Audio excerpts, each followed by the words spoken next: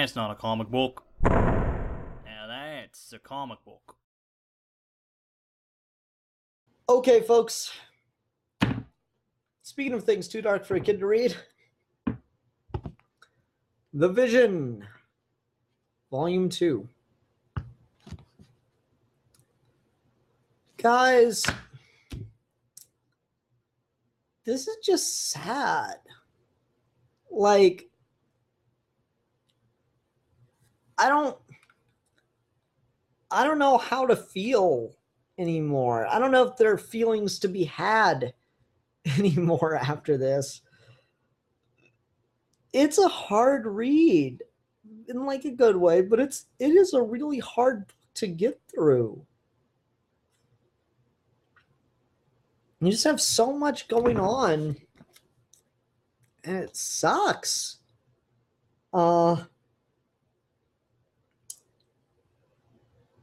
So we get like a flashback of what Vision's relationship with Scarlet Witch was like. And again, I'm not a Marvel fan, so I didn't even know that they had a thing. We get a flashback of what that was like, and then we get why it dissolved and how he got the stone to have his Virginia created. And we open and close this issue with a joke. That's really, really interesting. So we have Vision sitting next to Scarlet Witch after they had sex in bed, and it's really awkward. And Vision goes, Janet Van Dyne, the Wasp, recently told me a joke. Would you enjoy hearing it? Two toasters are sitting on a counter. One toaster says to the other toaster and asks, do you sometimes feel empty? Then the other toaster says, oh my God, a talking toaster. And in reaction to that, Scarlet Witch actually starts laughing, and then they laugh together. And that's kind of like the basis for their relationship, where it's uncomfortable and they know it's weird, but somewhere down they just connect. And then we parallel that at the end where he has his wife Virginia now, and they're sitting in bed together, and he says, two toasters are sitting on a counter. One toaster turns to the other and asks, do you sometimes feel empty? Then the other toaster says, oh my God, a talking toaster. And his wife doesn't react. It's just this creepy, uncomfortable, scary image to see. And that's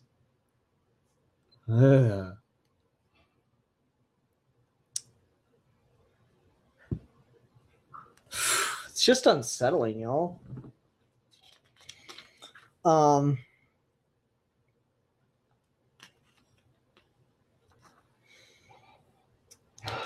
then we have, what's his name? Shit.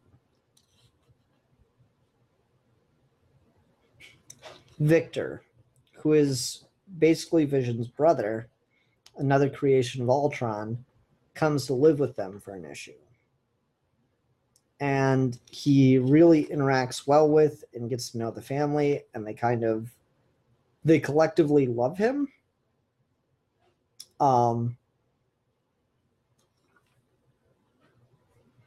there's like some talk about a problem he has with vibranium, and he interacts with the kids and gets along with them and does act like an uncle figure.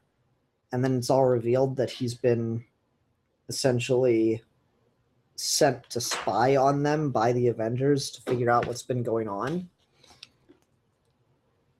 And so he tries to defend himself, or tries to stop Vin from going to tell his father. And in doing so, kills Vin. There's no saving him. There's no nothing. Why do people message me on Skype on Wednesday nights? They know I'm working.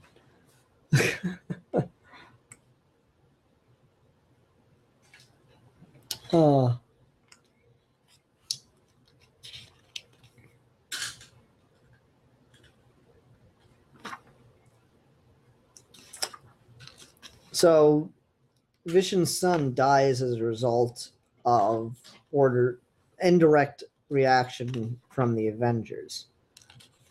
And the creepiness. The creepiness. This better be important.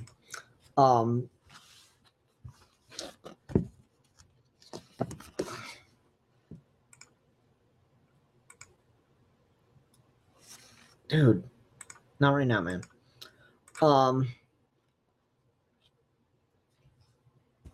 Just the creepiness and unsettling nature of this scene.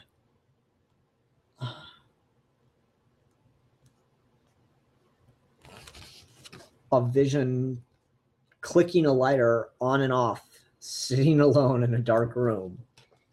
What he got from Captain America. Just intensely thinking.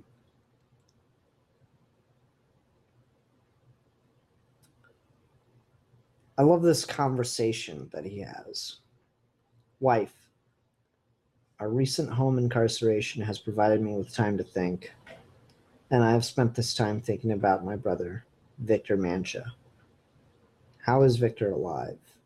How Victor is alive, and my son, Vin, is not. I've run through a number of scenarios, a great number, and I've rigorously applied those scenarios to a variety of philosophical and religious traditions. Despite my efforts, unfortunately, I cannot see how, in any scenario, in any philosophical or religious tradition, this current outcome is just. I must therefore conclude that it is not just, and what is not just must be addressed. This is true in all scenarios, in all systems. Now I cannot revive our son, therefore it seems obvious that I cannot.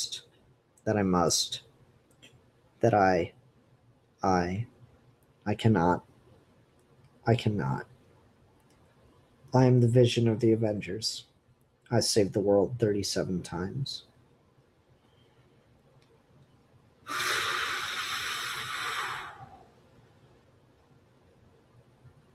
It's so creepy and gets this nature of when something horrible happens, no matter what the scenario is, when something terrible happens to someone, there is this primal unnerving urge for revenge. If a member of your family dies, it's totally one of the most human things to want revenge for that. And so not only is he not getting that, the man who is responsible for killing his son is being held by the people that put him in the situation to do that, and yet Vision's under house arrest. And so, like, there's no logical way to break down what he's feeling beyond that is just how he feels. And the thing is, if you're in that intense emotional place, it doesn't matter that there's no logical way to break it down. Everything seems reasonable to what your solution to what you want is in that moment.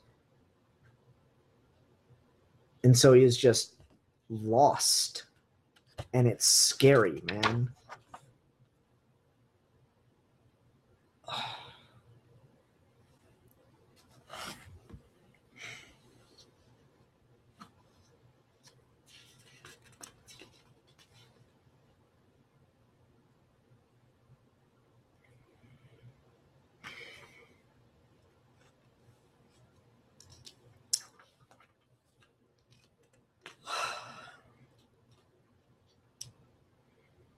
This Vision walks into Viv's room and sees her kneeling on the ground praying. And this is just another heartbreaking ass scene that is very, very strange. Oh, excuse me. It is fine, Father. I've yet to start. Oh, yes, of course. Well, if you've not yet started, may I then join you? Yes, Father, you may join me.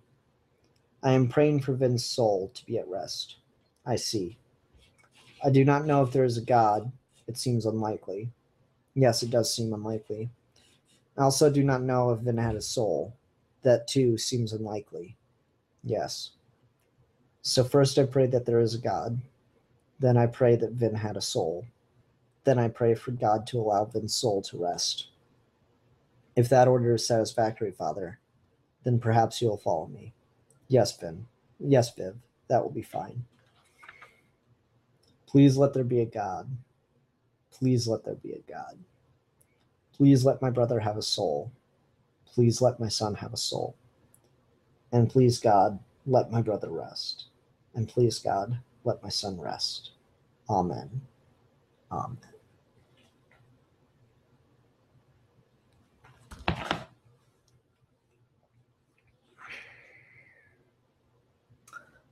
So what you have going on here is Vision dealing with the stages of grieving, in almost like a systematic, logical way. And that's not something you can do, right? You can't.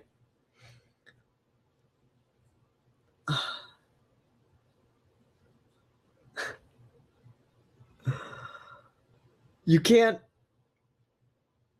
logically break down what it means to grieve, what it means to feel enraged. It's just these are our emotions at the back of our heads. And Vision is not a machine 100%. He has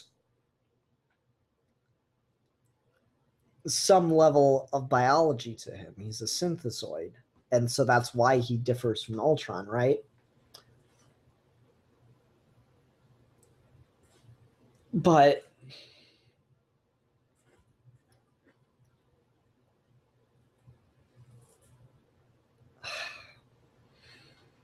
he still doesn't have the proper context because his brain thinks differently. So he doesn't have the proper context for how to deal with these emotions. And so it's just this horrific sense of denial, and then followed by this intense form of bargaining that he knows is worthless.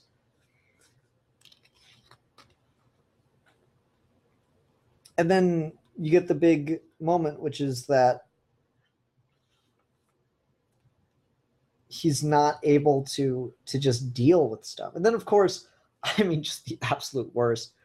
Vision takes out one of his eyes and sets it down and has it play something that happened from his memory banks. And so hologram of his dead child appears. Father, you must hear this part. Then I am on a call with the Avengers, not now. Father, listen. Vin, it is vital that I am on this call. Just, it will take mere seconds. Listen. How like you, the young German, the Duke of Saxon's nephew. Very vividly in the morning when he is sober, and most vilely in the afternoon when he is drunk. When he is best, he is little worse than a man, and when he is worst, he is little better than a beast. And the worst fall that ever fell, I hope I shall make shift to go without him. Well, Father, what do you think? Is it good? Am I good? I am sorry I could not listen. As I noted, I am on a call. And he just turns it off and puts his eye back in and sits there alone.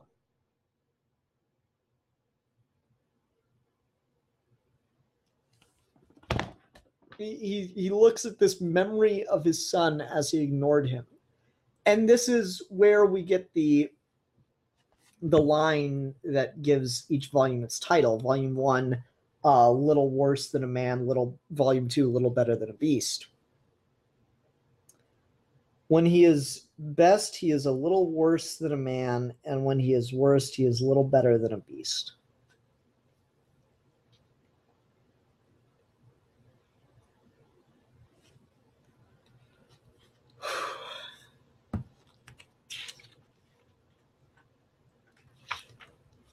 And it just continues to get so fucking emotional and sad and scary. So Vision decides to go get revenge and kill his brother, as it were.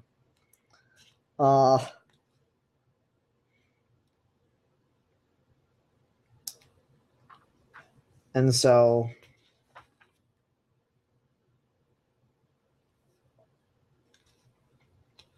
Vision goes to fight the Avengers. I understand that due to his role in the death of my neighbors and my son, actions undertaken under your supervision, Victor Mancha is being held here in the Arlington Courthouse jail. I'm here to visit Victor in his cell. Then I will kill him for killing Vin. I'd greatly appreciate your cooperation in this matter.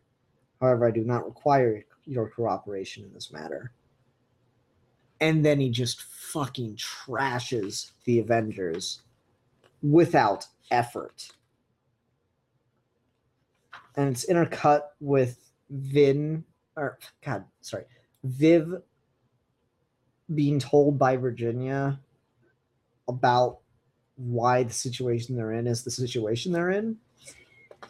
So more heartbreaking stuff. As Vision just tears through the Avengers without any kind of problem. And Virginia kills the family dog.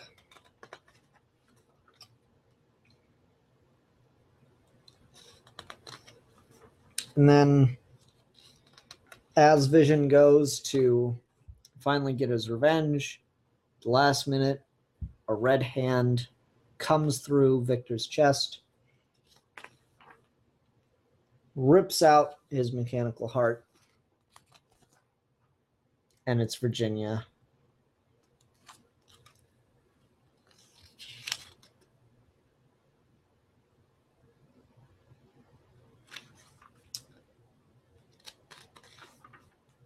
So Virginia basically takes responsibility, says that she reprogrammed her husband and caused him to do this before she starts the process of committing a slow suicide. Explains it all to her husband. He says, then it'll all be in vain because I will tell the truth that I did it myself under my own free will. And she says, no, you will not. Because you need to protect our daughter. And then she fucking dies in her husband's arms. And it is literally the saddest possible thing it could be. It is just horribly sad. And so Vision is left with his daughter. And he watches her take off for school.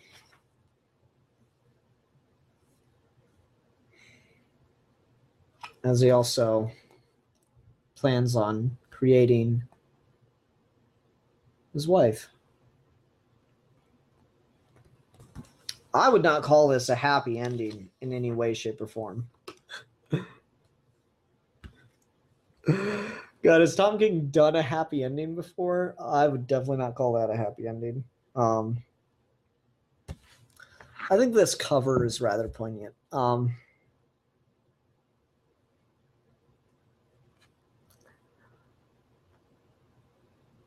What do you do? Hold on one sec. Hey, Haley? No, wait, it wasn't. Never mind. Ignore me. Hold on. Haley, will you hand me my cell phone, please?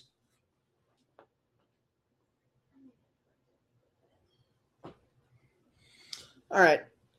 Give me a moment. I'm going to do something that is so effing professional.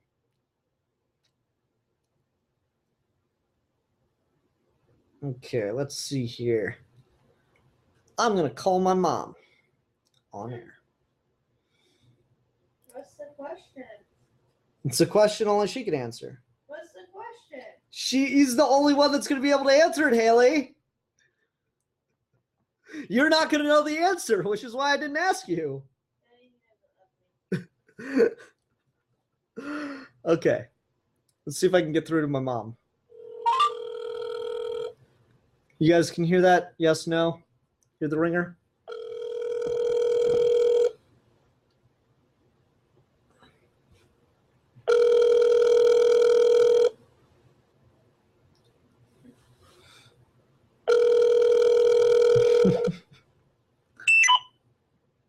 You've reached Mary Lou. Ah, Please boo. leave me a message. Couldn't get through to my mom. Okay, so like a couple months back, my mom was taking care of my niece, and she dropped super glue into her toaster, and it ruined the toaster. So what I wanted to ask my mom was, did she keep the toaster or did she throw it away? And I know the answer to the question is she threw the toaster away and got a new one.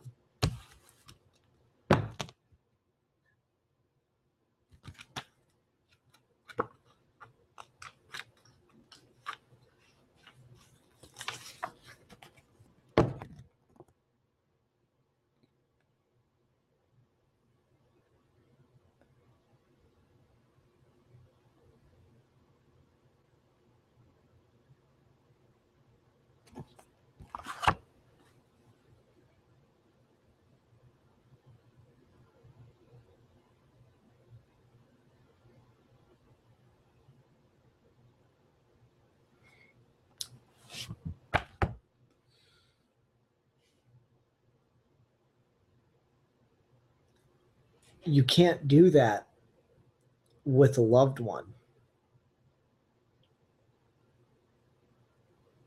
If your son or your wife dies, you can't throw the old one away and just replace it. If you are in a relationship and you get married and the person you married dies, you can get remarried, but they're not a replacement. If you lose a child, you can have another one, but it doesn't make you even Steven.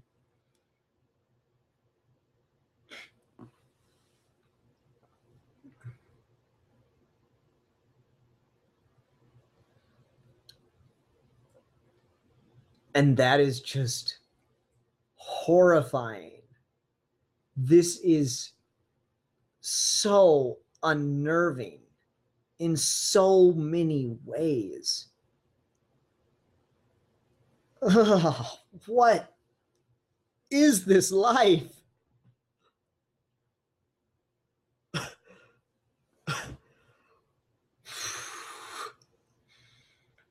Just, wow. That's a hard thing to read. That is just like a really scary and unnerving thought, and it adds such a level of creepiness and heartbreak. Dr.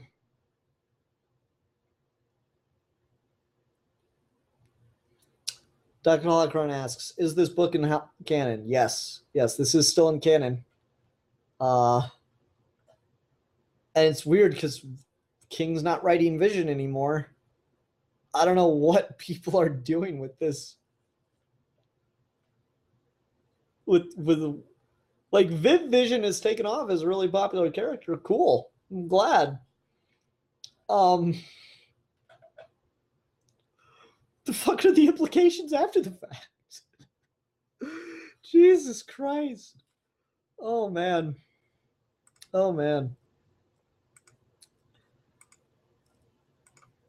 So I'm gonna go out with just this. I'm just gonna stream that for a couple seconds. And I think this is the appropriate way to end this broadcast. I'm just gonna do a loop of this for a minute or two because this is just terrifying, y'all. I just don't know what feelings I even have anymore. And it's just creepy. All right. Everyone, thank you very much for watching. Hope you enjoyed this episode. I don't know how I felt about it. That's not a comic book. Now that's a comic book.